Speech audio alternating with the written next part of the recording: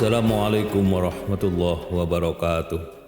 Saudara-saudara yang berbahagia dan dimuliakan Allah, saya ingin berbagi pengalaman dari kisah-kisah menarik yang saya jumpai. Ini belum lama saya ketemu dengan beliau, seorang yang kalau kita simpulkan, kalau kepingin sukses hidup ini harus berani nekat. Tentu dengan perhitungan yang matang, dengan konsep yang jelas, dan disertai dengan kesungguhan. Ada seorang yang semula pekerjaannya ngojek. Bisa dibayangkan bagaimana ngojek itu pendapatannya per hari berapa.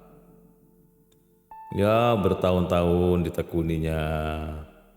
Kemudian dari ngojek itu dia bukan sekedar mengantarkan dan menjemput penumpang, tapi melihat kiri kanan situasi, apalagi dia ngojeknya di daerah yang sama sekali baru, di tempat yang sebelumnya belum dikenalinya.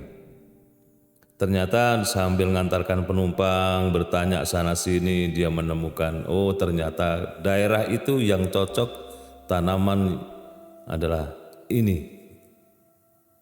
Maka dia mencoba mulai dari ngojek itu beralih sedikit demi sedikit, karena di kawasan itu masyarakat senang meminjamkan tanahnya, yang penting digarap supaya bisa bersih.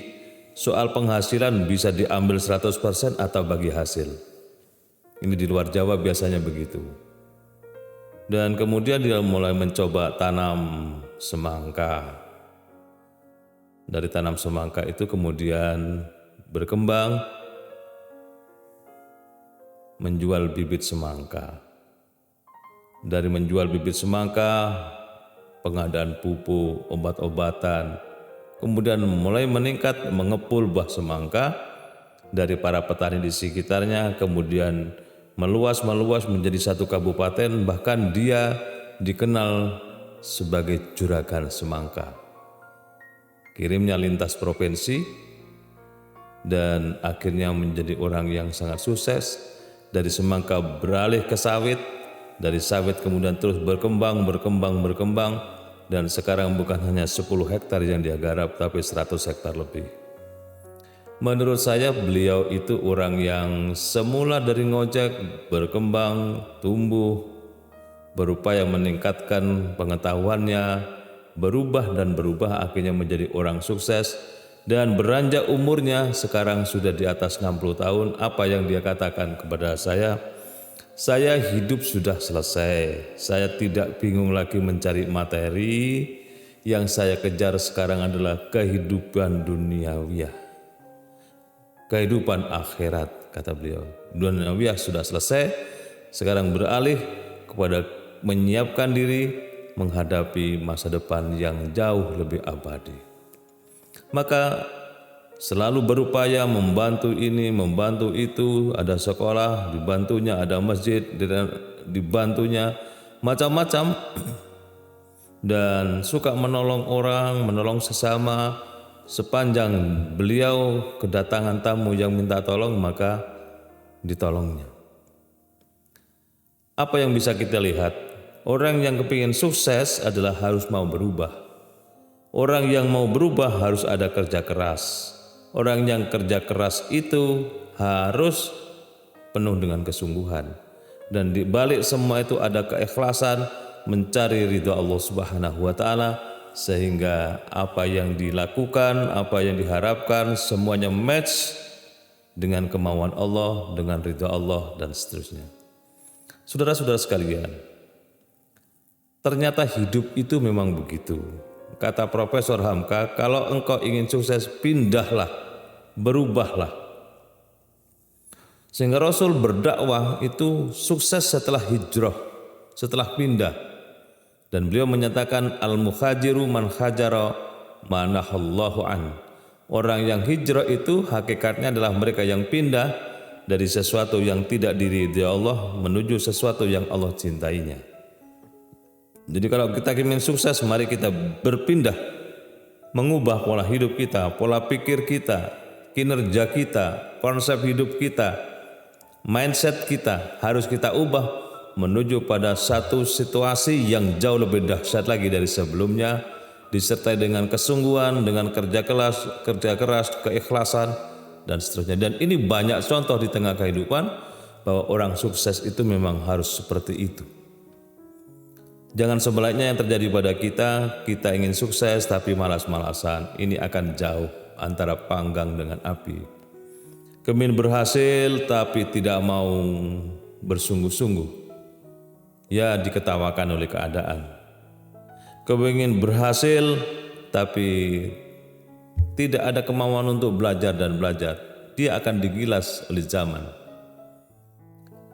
Maka marilah kita berupaya untuk menjadi pribadi yang di otak kita, di pikiran kita, dalam hasrat hidup kita itu ada kemauan untuk berkembang lebih bagus lagi, lebih besar lagi, lebih hebat lagi.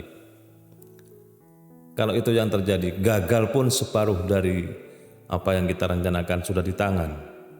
Tapi kalau kita cita-citanya landai-landai saja, datar-datar saja, enggak ada kemauan dan kerja keras, begitu gagal selesai. Dan pernah saya sampaikan bahwa orang itu harus terbiasa berpikir besar, punya konsep yang jelas. Kalau biasa berpikir besar, maka kalau gagal separuh dari apa yang kita inginkan ada di tangan kita. Tapi kalau kita berpikir kecil, begitu gagal maka selesailah seluruh keinginan kita. Karena pikirannya kecil, maka ya nggak dapat apa-apa.